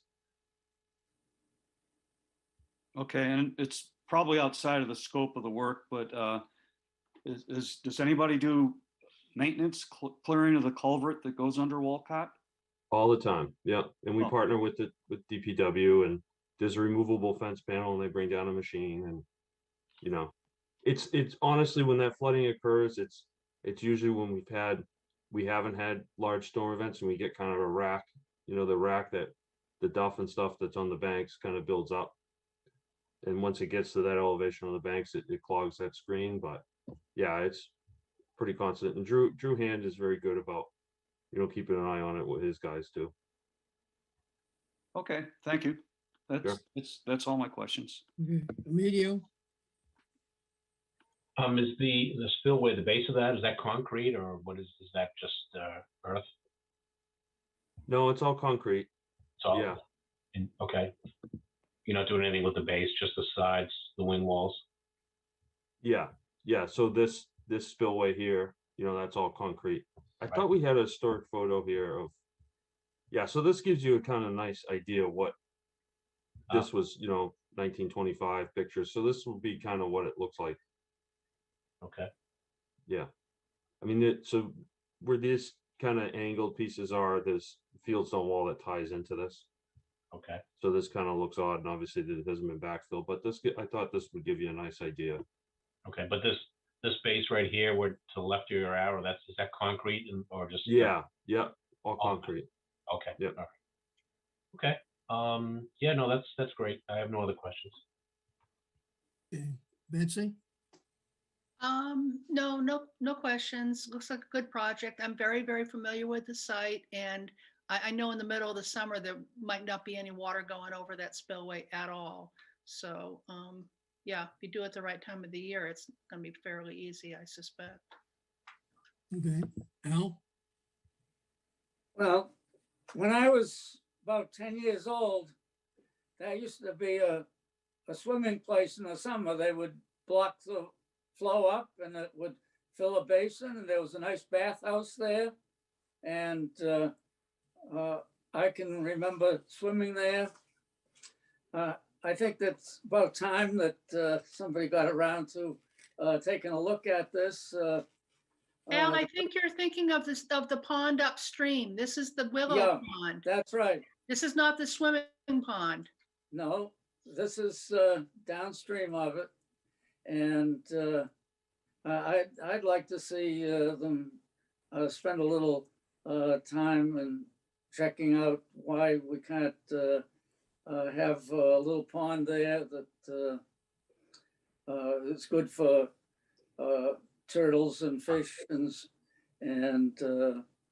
frogs and such, like it used to be.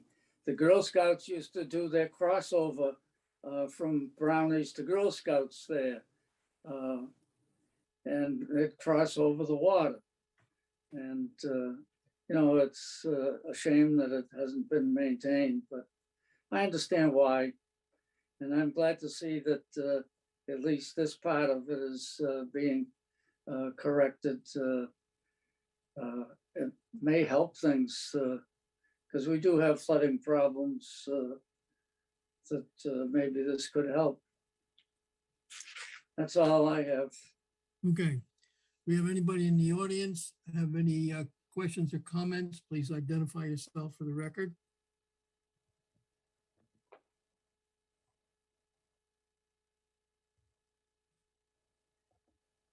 Anybody showing up, Landis? Nope. So you can tell us in chat you want to say something, or you can just unmute yourself and make a comment. Okay, hearing none. We need to continue this. So we get a DEP number. How long should that take? Should we have that by March 9th? I can't speak for Yeah, I DEP. know. Yeah. It is logged into their system, so they did receive information. I don't know. But how long will it take to get more details on your plans, Josh? I think we could turn that around pretty quick, but I mean, whatever you guys think is best. I mean, this isn't a spring project, as I said, so whatever's comfortable and best for your agenda and whatever I- works. Well, if we Do you know what town engineer wants as far as details for your concrete work? Yeah, I think we're gonna detail it about as far as we can, and I think that'll be more than enough based on the comments. Okay, I mean, you have a pretty good idea of what you need to provide to the town engineer? I do, yeah. Okay. so I was thinking that maybe if we get the DEP number, and we'd see the details on there, was there much additional information, Landis, that we couldn't do this and schedule this at, I'm thinking of like 7:10 on March 9th? Because if we get, I think that the 7:15 hearing could last a while. mhm. As long as DEP is okay with it, they might want a little more details, but you're not anticipating triggering any other permits. Yeah, No. because you're not really disturbing wetland resource areas other than a small portion. Yeah. You're not doing any dredging in that pond, are Not you? doing the judging. No, we're taking some sediment out from behind, but our Yeah. understanding from our engineer is, we're well under 50 yards. And I think the Yeah. threshold is 100, Yeah. so Yeah, Okay. we feel that. All right, so does that make sense if we do that? 7:10 on March 9th?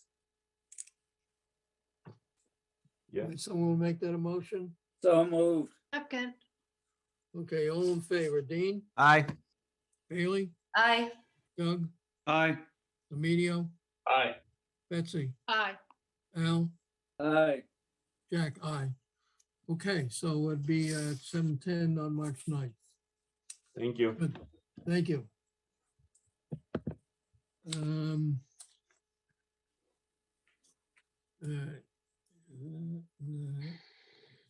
We have minutes from February 9th.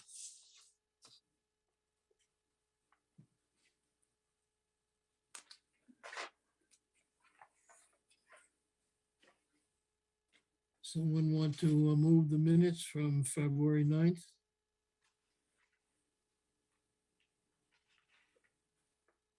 I'll move them. Second. Okay, all in favor? Dean, I think you were. I was you out. weren't here. I watched the video and I read the notes, but I was Okay. out. So, okay, so that was an aye. Aye. Okay, Bailey, Aye. okay, Bailey, Doug, Aye. Medio, Aye. Betsy, Aye. Al, Aye. Jack, aye. Okay, so the minutes are all done.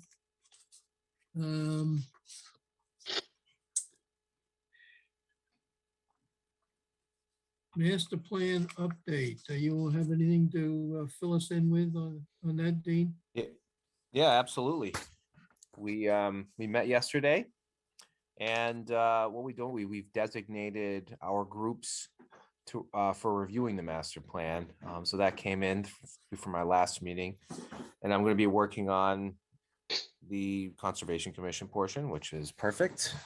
And then yesterday we discussed the vision of the master plan. It was this document. It was kind of like a distilling or like a succinct summary of the information collected thus far from Walpole's inhabitants. And it's pretty interesting, everyone's really Everyone loves Walpole. They want it to be more diverse. They want more affordable housing. And everyone is really proud of the Conservation Commission land that we have, or the conservation land we have, the green space we have. And everyone wants to really revamp the downtown. They love the small town feel of Walpole. So they were supposed to submit the first like draft of the master plan today. I haven't seen it, but it's 180 pages where I'm going to reviewing the Conservation Commission section, and I will, if you guys want to read it, I think you can. But if not, I'll ask the master plan committee. And I'll keep you updated. Okay. Is that it, Dean? I guess, Dean? That's it. Yes. Yeah, okay, good. Thank you. Okay, Pinnacle Point update. Is this the Landis? What do we have here? I don't have anything to update. I think that was requested to remain on the agenda in case we have some updates regarding the trail easement or any movement regarding Pinnacle Point. But I don't have any additional Okay. information at this point. Okay, that's this item is regarding the trail. Yeah, Correct? Yeah. Okay. Enforcement orders, nothing new on Main Street, Palmer Lane, nothing, I guess, Washington Street, you're waiting for information. Burns Avenue on Wall Street Development. I see there was he's appealed our fine, yes, and there's a court date for March 31st, was it? that's correct. Okay. I guess nothing new. Do we need town council to be involved with that, or what's your thought? I did reach out to town council to just get some guidance from them. And I have a call. She keeps on changing it, but now I think it's on Friday at 11 o'clock. So I just wanted to get their, some guidance from them because it's complicated. Okay. All right. What else have we got on here? We had, I would say on the historic mill complex, Betsy, thank you for sending that information in on the beach area. I think that would be I think that will be very helpful. Yeah. And what else do we have? You had something else. What did they do Well, with the- there is something else. I would like us, now that as of February 15th, there's no more mask mandate at the public library or town hall. Could we reconsider the second meeting in March? Not the first meeting, because that's coming right up. The second meeting in March, that we just simply go back to normal? Fine with me. I know there was some comment when we discussed this at the last meeting that there might be some people who would prefer to have it on Zoom. But that could be for the next 10 years. I mean, there's some advantages to Zoom. I'm kicking back in my dining room and then I'll go up to bed immediately after. But I'm just saying, we didn't know that they were going to take the mask mandate away when we had our last meeting. They have as of the 15th. And so I just wanted to reconsider that. Okay, so those are your thoughts. Dean, any comments? No comments. Bailey? I'm okay either way. Okay, The second meeting in March, not the first meeting. this will be Doug, any comments? Well, at our last meeting, we talked about letting it be hybrid, so we could, those of us that are able to meet at town hall can do that, and others can connect in through Zoom. Isn't that how the hybrid approach works? We can, I know when this came up originally back in, whenever it was, December probably, that if we wanted to, we could have Zoom for those commission members that would not be able to attend otherwise in person, as opposed to opening it up to the public via Zoom. Is that what you're thinking of? Yeah, I guess that's how I understood it from the discussion we had at our last meeting. Okay, is that the way you would like this to have that option available? Yeah, that works. That's the best for me. Okay. Medio? I propose we return to the old ways back in the second week in March, but that's my opinion. Okay.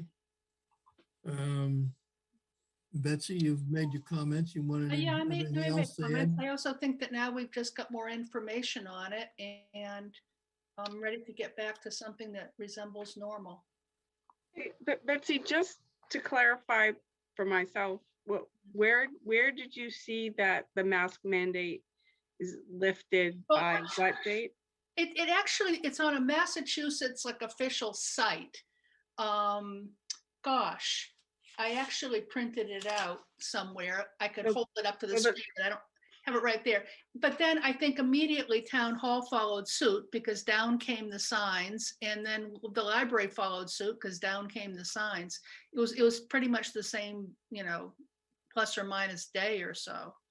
I'm just curious, just to clarify factual information, because I have not seen any particular document or letter from the town administrator or Board of Health or anything in regards to lifting the mask mandate. I know signs have come down, but I have not seen anything with any specific date. So the commission should follow suit with how they want to proceed.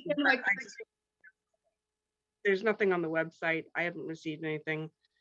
It may be word of mouth, but it's word of mouth and also a document unofficial. you can look up at the Massachusetts, whatever site it is. Because I was like, oh, what's going on here? Let me look up and see what the governor et al. Says. Right, that's statewide, but then each individual town can have whatever policies they have. But it's striking that people in town hall are not wearing masks. The librarians are not wearing masks. It's so, Right. All I want to clarify for this public hearing that people may review is that there is no official document from the town administrator or the select board or the Board of Health or anything saying that the mask mandate has been lifted. Signs have come down. We're not wearing them. Most people aren't wearing them in town hall. There's just nothing official. That's it. That's my only point, just to clarify information. I think going back to regular meetings is a good idea. It's a lot easier for me. So I'm involved in it. Okay. all right. So I move. Let's try to vote on this. I move that starting. Yeah. What, Jack? Al hasn't commented. Oh, sorry. Go ahead, Al. My comment is I want to go back to the regular meetings.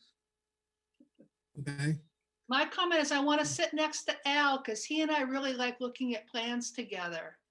I like sitting next to Al. I miss the ambiance. I move that we, starting the second meeting in March, go back to in-person meetings. Unless something happens, unless there's like a whole new kind of thing going on from the State House and the town. Okay, so you don't want to include the possibility if a commission member is not able to attend in person, that it could be attend via Zoom? No, because we have a system for that. The commission member reviews the video and reviews we already have a system for that. I'm going to be missing a meeting in May. I'm going on a vacation. That's different than participating in the meeting itself via Zoom, where you can comment. as opposed to looking at the video. You So can observe it, but you don't have any opportunity to comment. So for the last 12 years I've been on it, that's the way it's been. I mean, I'd like to go back to normal. So I'm moving that we do that starting with the second meeting in March. Okay, I just wanted to clarify that that's Yeah. what you wanted. Yep. Okay, so you made a motion. Yeah, I did. To do that. Do we have a second? I'll second. Okay, all in favor, Dean, I missed that clock. Bailey, Nay. Doug, Nay. Medio, Aye. Betsy, Aye. Al. Aye. I personally I want to go forward with this, but I think we should have the opportunity to do a Zoom with a commission member. So I would say nay at this point. So that's still 1, 2, 4, 4, 3. So your motion carries, Betsy. So we'll be on March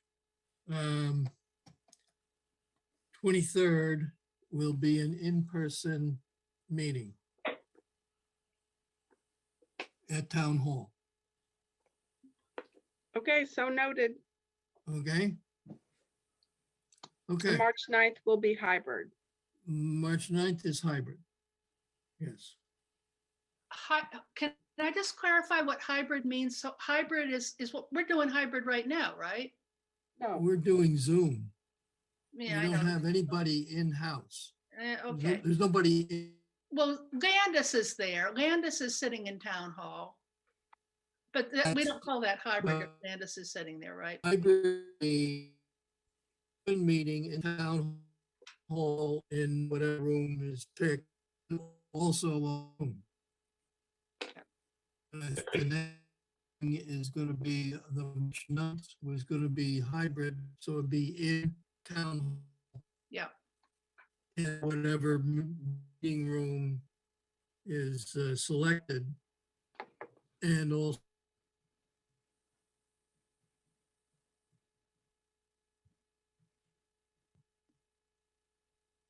Jack?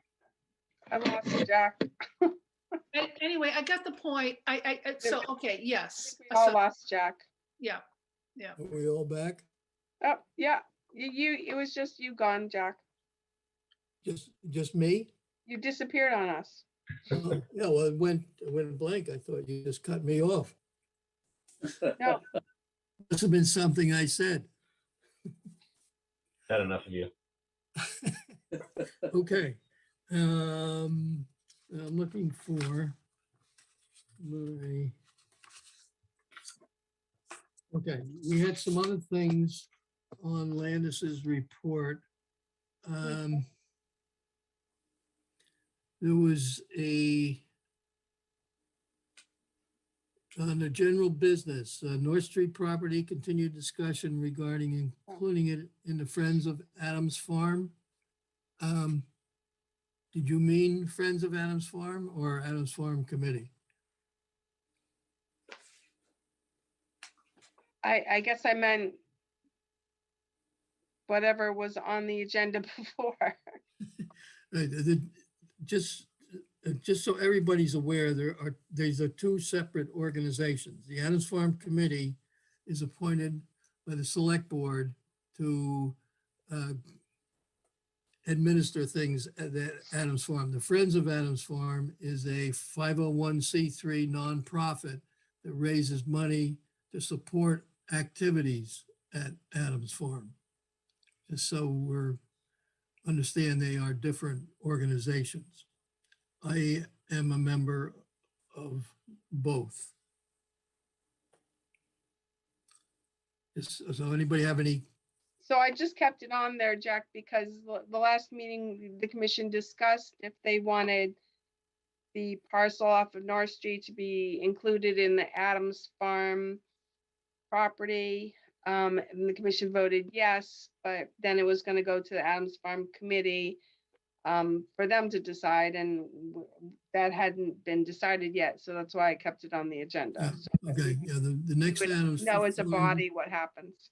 The next Adams Farm Committee meeting is March 8th. Okay, So it'll- great. So I'll it'll be keep it on on for that. the 9th. It'll be on that agenda so we can report what the Adams Farm Committee had to say at our meeting on March 9th. Okay, and I'll write Adams Farm Committee. Yeah, that's just to, Clarify, yeah. be correct, just- yes. Okay. 3/8. Okay, Um, great. Was there anything else that anybody has? I think that was it. Okay. Bailey, you have your hand raised there, or is that just oh, it's showing up on my screen that you raised your hand. Didn't know if you had something you wanted to say. Interesting. I Are can. you making a motion to adjourn? There we go. Second. No, I Okay. can't make a motion. Okay. Well, I think that was Bailey's motion to. I'll motion to adjourn. adjourn. And Second, who said that second? Betsy. Betsy. Okay. All right. See you all in 2 weeks, 3 weeks, or whatever it is. I think we have to vote, Jack. 2 weeks. Oh, Okay. Aye. Good Aye. night, everybody. Hi. Good night. Bye. Have a good evening. Bye. Good night.